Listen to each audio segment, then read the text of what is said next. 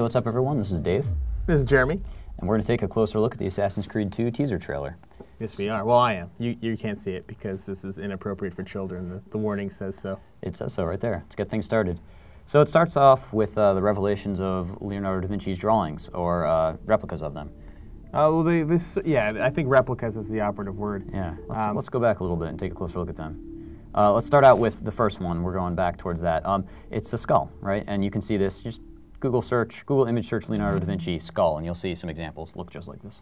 Yeah, and it also looks like something my mother-in-law cooked me a few weeks ago. I do not recommend it. And then if you go forward, then it goes to sort of mechanical drawing that's very reminiscent of a lot of Leonardo da Vinci's works, except this mechanical drawing happens to look exactly like the wrist blade. Yeah, it does, and I think one of the early theories that you've seen so far because of that wrist blade is the fact that the assassin in this game will likely have his blade located somewhere inside his arm, which I think is a pretty good theory based on what we've seen with all these drawings. Right. So we keep going. We see some more examples of drawings. Leonardo da Vinci actually did quite a few anatomical drawings, especially of the arms.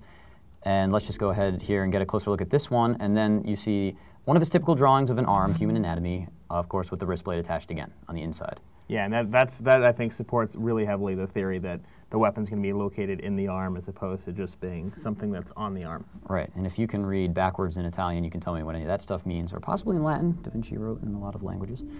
I don't think that has any meaning to it yet. He also did a lot of hand studies. Again, you see, let's just go ahead and get out of the blur here. We should mention that blur is used in Assassin's Creed 1 quite a bit when people are having memories, except it had the sort of DNA pattern sort of thing going on. So let's go ahead with the hands now. Leonardo da Vinci also did a ton of hand studies. You can see a close-up over here. And again, pointing towards the wrist blade, you can see a small light sketch of it up above the hands. And we can move on from there. You know, what's funny is if you show this drawing to somebody in downtown Los Angeles, you have a 50-50 chance of getting shot. That's good. So the next drawing we have, and let's just freeze frame it right here. This drawing's pretty important. This is the Vitruvian Man.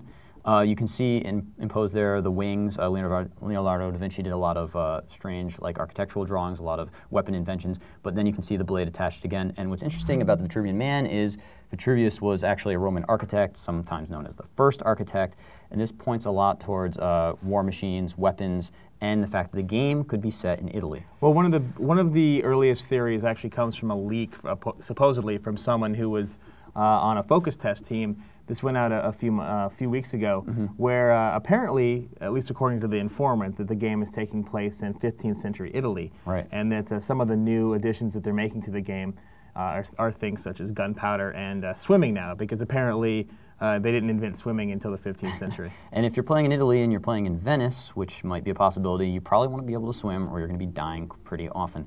And then here is the next and last clue, well, not the last clue, but turns into the symbol from Assassin's Creed, the Assassin's Guild, right?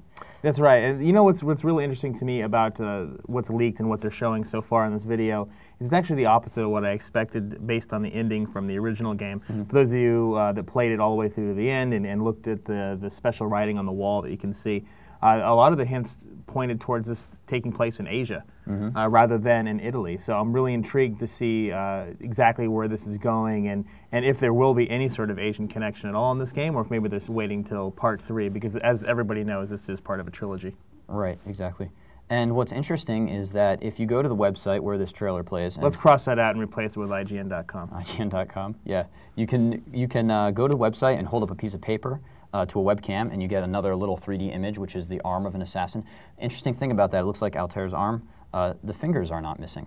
So is that a mistake? Is that on purpose? Remember, the assassins all had a missing finger from the first game, and this is not the case in this. One thing we do know is that Altair won't be back, at least not as Altair, since that's a different character. The whole theory behind the Assassin's Creed lore was that if you were a descendant of someone, that you keep their memories in their head, and that you can essentially recall those memories from throughout your ancestry. So right now, the rumor is that the guy's name is Ezio, which is Italian for eagle. Eagle. Yeah. And you see the wing. Supposedly, I don't know, I don't speak Italian. You saw Altair jump from a lot of rooftops, and you see the wing here again. I don't know, you think we'll see some more gadgets in this one? It's a possibility. Yeah, I mean, there's a lot of references to flight, and if you remember, Altair essentially means the flying one from the original game. So I think that they're definitely keeping the thematic going. What I'm really curious about in regards to what this is really going to have for gamers? Is this trailer enough to excite fans of the first game, since you're really just seeing parchment with a bunch of clues? And as the last little thing I'd like to point out here, they blurred out the Vitruvian Man's private parts. So apparently, Leonardo da Vinci's works are not acceptable to modern society. No, or maybe this is the Vitruvian shim.